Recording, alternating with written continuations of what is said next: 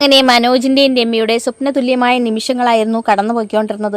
ഓരോ നിമിഷവും അവർക്ക് വിലപ്പെട്ടതായിരുന്നു. കാരണം അത്രത്തോളം നല്ല രീതിയിൽ അവർ ജീവിതം ആസ്വദിക്കുന്നുണ്ട്, പരസ്പരം സ്നേഹിക്കുന്നുണ്ട്, പ്രണയിക്കുന്നുണ്ട്. അങ്ങനെ ഓരോ ദിവസവും നല്ല രീതിയിൽ തന്നെ കടന്നുപോയിക്കൊണ്ടിരുന്നു. രമ്യയ്ക്ക് ഇത് സ്വർഗതുല്യമായ ജീവിതം തന്നെയായിരുന്നു. അങ്ങനെ വൈകുന്നേരമായപ്പോൾ മനോജിന്റെ കോള് വരുന്നില്ല. അവൾ തുണിക്കടയിൽ നിന്നുകൊണ്ട് തന്നെ മനോജിനെ വിളിച്ചു. ഇറങ്ങാറാവുന്നതിന് മുന്നേ മനോജിനെ വിളിക്കണം, അതൊരു പതിവാണ്. വിളിച്ചിട്ട് ഫോൺ എടുക്കുന്നില്ല. അവൾ ഒരിക്കൽ കൂടി ഡയൽ ചെയ്തപ്പോൾ മറുഭാഗത്ത് വേറെ ആരെയാണ് ഫോൺ എടുത്തത്. ഹലോ, ആരാ സംസാരിക്കുന്നത്? അവൾ ചോദിച്ചു.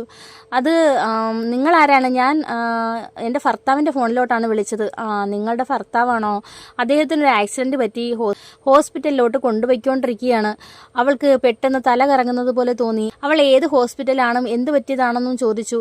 ഒരു ആക്സിഡൻറ്റ് പറ്റിയതാണ്, കണ്ടീഷൻ എന്താണെന്ന് കറക്റ്റായിട്ട് അറിയില്ല. ഹോസ്പിറ്റലിൽ ചെന്നെങ്കിൽ മാത്രമേ ഡീറ്റെയിൽ അറിയാൻ പറ്റൂ. അവൾ ഏത് ഹോസ്പിറ്റലാണെന്നൊക്കെ ചോദിച്ചറിഞ്ഞു. വൈകിട്ട് അങ്ങോട്ടേക്ക് പോകണം. പെട്ടെന്ന് തന്നെ അവൾ ഫോൺ കട്ട് ചെയ്തു. അവൾ ബോധം കെട്ട് വീണതും ഒരുമിച്ചായിരുന്നു. സഹപ്രവർത്തകരൊക്കെ അവളെ കൊണ്ട് റൂമിലേക്കാക്കി. വെള്ളമൊക്കെ കുടഞ്ഞു. എന്ത് പറ്റി രമ്യ, എന്ത് പറ്റി? അവൾക്ക് ഒന്നും സംസാരിക്കാൻ നാവ് പൊങ്ങുന്നുണ്ടായിരുന്നില്ല. അവൾ ഇപ്പോഴും ആ ഒരു അപകടത്തിന്റെ വാർത്തയിൽ ഇങ്ങനെ തിങ്ങി നിറഞ്ഞു നിൽക്കുകയായിരുന്നു. തന്റെ സഹപ്രവർത്തകർ വീണ്ടും ചോദിച്ചു, എന്ത് പറ്റി? നീ തുറന്നു പറയൂ, നമുക്ക് എന്താണെങ്കിലും പരിഹരിക്കാം, പറയൂ. അവർ നിർബന്ധിച്ചു. എൻ്റെ ഭർത്താവിന് ഒരു ആക്സിഡൻറ്റ് പറ്റി. അവൾ എങ്ങനെയൊക്കെയോ പറഞ്ഞൊപ്പിച്ചു. ആക്സിഡൻറ്റ് പറ്റിയോ? ഏത് ഹോസ്പിറ്റലിലാണ്? അവൾ ഹോസ്പിറ്റലും കാര്യങ്ങളും എല്ലാം പറഞ്ഞു. നീ സമാധാനപ്പെടും, നമുക്ക് ഉടനെ തന്നെ പോകാം. അങ്ങനെ ഓഫീസിലുള്ള ആൾക്കാർ ടാക്സി ഏർപ്പാടാക്കി രമ്യയും കൂട്ടി അവർ ഹോസ്പിറ്റലിലേക്ക് ചെന്നു. ഹോസ്പിറ്റലിൽ ചെന്നതും ICUവിലാണ്. അല്പം സീരിയസ് ആണ് കാര്യമെന്ന് പറഞ്ഞു. പക്ഷേ അവളോട് അത് പറയാനുള്ള ധൈര്യം സഹപ്രവർത്തകർക്കുണ്ടായിരുന്നില്ല. അതിലൊരാളാണ് മെയിനായിട്ട് മനോജിൻ്റെ കാര്യങ്ങളൊക്കെ തിരക്കിയത്. ഹോസ്പിറ്റലിൽ നിന്ന് രമ്യയെ അങ്ങോട്ടേക്ക് അടുപ്പിച്ചില്ല. കാര്യം അവളുടെ കണ്ടീഷൻ വളരെ മോശമാണ്. അവൾ ഇപ്പോൾ തന്നെ ആകപ്പാടെ തകർന്ന മട്ടിലാണ്. കുഞ്ഞിനെ അപ്പുറത്തെ വീട്ടിലെവിടെയോ ഏൽപ്പിച്ചിട്ടാണ് മനോജ് കടയിലേക്ക് പോയത്. അപ്പുറത്തെ വീട്ടുകാരും രമ്യയെ വിളിക്കുന്നുണ്ടായിരുന്നു. അവൾ എങ്ങനെയൊക്കെയോ കാര്യം പറഞ്ഞൊപ്പിച്ചു. അവർക്കും ടെൻഷനായി. ഭഗവാനെ, മനോജിന് എന്തെങ്കിലും നല്ലൊരു ചെറുപ്പക്കാരനാണ്. മനോജിന്റെ പാസ്റ്റ് എന്താണെന്നും ആർക്കും അറിയില്ല. ഇപ്പോൾ അയൽപ്പക്കത്തുള്ള ആൾക്കാർ അറിയുന്ന മനോജ് നല്ല തങ്കപ്പെട്ട മനുഷ്യനാണ്. ഭാര്യ വരുമ്പോഴത്തേക്ക് ഭാര്യയ്ക്ക് വേണ്ടുന്ന കാര്യങ്ങളെല്ലാം ചെയ്യുന്നു, തുണി കഴുകിയിടുന്നു. അതുപോലെ നല്ല ഒരു ഭർത്താവ് തന്നെയാണ് രമ്യയ്ക്ക് അയൽപ്പക്കത്തുകാർക്ക്. അതുകൊണ്ട് തന്നെ കേട്ടപ്പോൾ അയൽപ്പക്കത്തുകാർക്കും ടെൻഷനായി. അവർക്ക് എന്ത് പറ്റിയെന്നുള്ള ആദിയിലായിരുന്നു അയൽക്കാരും. അങ്ങനെ കുറച്ച് കഴിഞ്ഞപ്പോൾ സഹപ്രവർത്തകർ രമ്യയുടെ അടുത്തേക്ക് വന്നു. രമ്യ, തൽക്കാലം ഇപ്പോൾ ഇവിടെ നിന്നിട്ട് കാര്യമില്ല, വീട്ടിലേക്ക് പൊയ്ക്കോളൂ. കുഞ്ഞിനെ അപ്പുറത്ത് ഏൽപ്പിച്ചിട്ടല്ലേ വന്നത്? അതേ, അപ്പുറത്ത് ഏൽപ്പിച്ചിട്ടാണ് വന്നത്. അതുകൊണ്ട് രമ്യ പൊയ്ക്കോളൂ, ഇവിടെ ഞങ്ങളൊക്കെ ഉണ്ടല്ലോ, ഞങ്ങൾ കാര്യങ്ങളൊക്കെ നോക്കിക്കോളാം. രമ്യ സമാധാനപ്പെട്ടിരിക്കുക, ടെൻഷൻ അടിക്കണ്ട, ഒന്നുമില്ല. അവർ ആശ്വസിപ്പിച്ചു. അല്ല, എന്തോ ഉണ്ട്, എനിക്ക് ദേഹം കുഴയുന്ന പോലെ തോന്നുന്നു. അവൾ ഓവർ ടെൻഷനിലാണെന്ന് മറ്റുള്ളവർക്ക് തോന്നി. അവളെ കൂടി അവിടെ നിന്ന് കാണിക്കാമെന്ന് തീരുമാനിച്ച് ഡോക്ടറോട് പറഞ്ഞു. അത് കൊണ്ടുവരൂ എന്ന് പറഞ്ഞു. അങ്ങനെ ഡോക്ടറെ പരിശോധിച്ചാൽ പറഞ്ഞു, ഹൈ BP ആണ്, ടെൻഷൻ അടിച്ചതിൻ്റെ പ്രശ്നമാണ്, കുറച്ച് റെസ്റ്റ് എടുക്കൂ, വെള്ളമൊക്കെ കൊടുക്കൂ എന്ന് പറഞ്ഞു. ഭർത്താവിൻ്റെ കാര്യം അവളോട് ഇതുവരെ പറഞ്ഞിട്ടില്ല, കുറച്ചധികം സീരിയസ് ആണ്.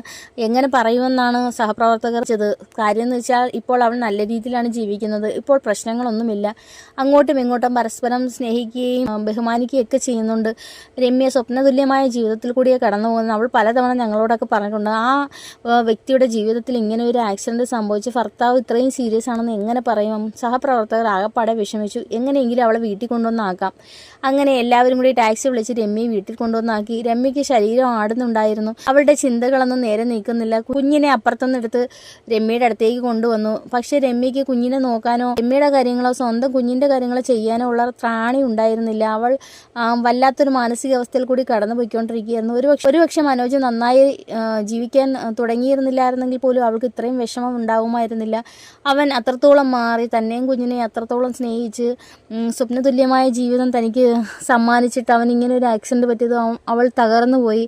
തനിക്കിനി ആരുമില്ല, ഒറ്റപ്പെട്ട് എന്നുള്ളൊരു ചിന്ത അവളുടെ മനസ്സിലേക്ക് കടന്നു വന്നു. സഹപ്രവർത്തകരൊക്കെ ആശ്വസിപ്പിച്ചു, നീ ധൈര്യമായിട്ടിരിക്കുക, ഒന്നുമില്ല, ആക്സിഡൻ്റൊക്കെ അത് സ്വാഭാവികമല്ലേ, എല്ലാം റിക്കവർ ചെയ്ത് അവൻ എത്തും, നീ ധൈര്യമായിട്ടിരിക്കുകയും നിൻ്റെ മനോജ് പഴയ മനോജായിട്ട് തിരികെ വന്നാൽ പോരെ നിനക്ക്. അങ്ങനെയൊക്കെ ആശ്വസിപ്പിച്ചു. നീ കുഞ്ഞിൻ്റെ കാര്യങ്ങൾ നോക്കൂ. അവൾ എങ്ങനെയൊക്കെയോ വസ്ത്രങ്ങൾ മാറി കുഞ്ഞിനെ പുറം കഴിവിക്കാനും ആഹാരം റെഡിയാക്കാനും ഒക്കെ തുടങ്ങി. പക്ഷേ എല്ലാം അവൾ യാന്ത്രികമായിട്ടാണ് ചെയ്തത്. അവൾ ഈ ലോകത്തൊന്നും അല്ലായിരുന്നു. അവൾ കുഞ്ഞിനെ എങ്ങനെ നോക്കുമെന്ന് തന്നെയായിരുന്നു സഹപ്രവർത്തകരുടെ ചിന്ത. കാര്യം അവൾ സംസാരിക്കുന്നതിൽ അവൾ വേറൊരു ലോകത്തെന്നോണമാണ് നിൽക്കുന്നത്.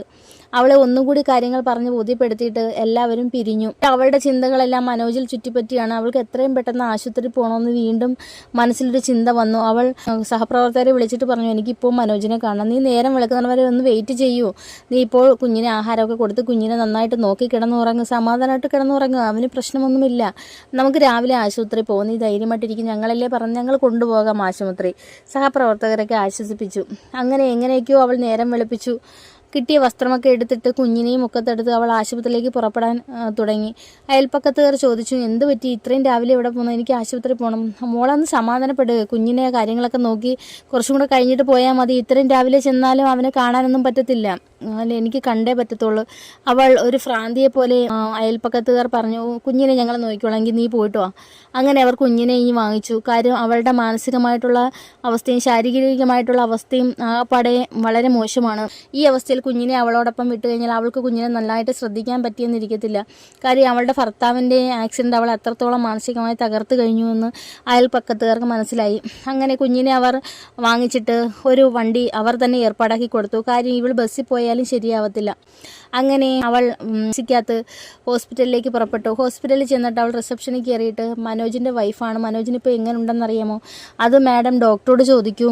അങ്ങനെ അവൾ ഡോക്ടറെ കാണാനായി വെയിറ്റ് ചെയ്തു. ഡോക്ടറോട് പറഞ്ഞു, സാർ ഞാൻ മനോജിൻ്റെ വൈഫാണ്, എൻ്റെ ഭർത്താവിന് എങ്ങനെയുണ്ടെന്നൊന്ന് പറയാമോ? കുഴപ്പമില്ല, ഒരു അടിയന്തര ഓപ്പറേഷൻ വേണ്ടി വരും, കുറച്ച് ദിവസം ഈ ഹോസ്പിറ്റലിൽ കിടക്കണം, നല്ലൊരു എമൗണ്ട് ആവും, എമൗണ്ട് എത്ര ആയാലും കുഴപ്പമില്ല സാർ, അത് ഞാൻ എങ്ങനെയെങ്കിലും ചെയ്തോളാം, അദ്ദേഹത്തിനൊരു ആപത്തും വരുത്തരുത്, അദ്ദേഹത്തിനെ എനിക്ക് പഴയ ആളാക്കി തിരികെ തരണം. പഴയ ആളാക്കാനൊക്കെ ബുദ്ധിമുട്ടാണ്, കാരണം അത്രത്തോളം ഇഞ്ചുറീസ് പറ്റിയിട്ടുണ്ട്, ഞങ്ങൾ മാക്സിമം നോക്കാം, നിങ്ങൾക്ക് മാക്സിമം നോക്കാനല്ലേ പറ്റൂ, പിന്നെ നിങ്ങൾ ദൈവത്തോട് പ്രാർത്ഥിക്കും. അവൾക്ക് ഇതൊക്കെ കേട്ടപ്പോൾ മൊത്തത്തിൽ വീണ്ടും തല കറങ്ങുന്നത് പോലെ തോന്നി. കാര്യം ഇത്രയും സീരിയസ് ആണെന്ന് അവൾ സംസാരിച്ചപ്പോഴാണ് അവൾക്ക് മനസ്സിലായത്. സഹപ്രവർത്തകർ തന്നെ ആശ്വസിപ്പിക്കാനാണ് കുഴപ്പമൊന്നുമില്ല എന്ന് പറഞ്ഞതെന്ന് അവൾക്ക് അന്നേരം തോന്നി.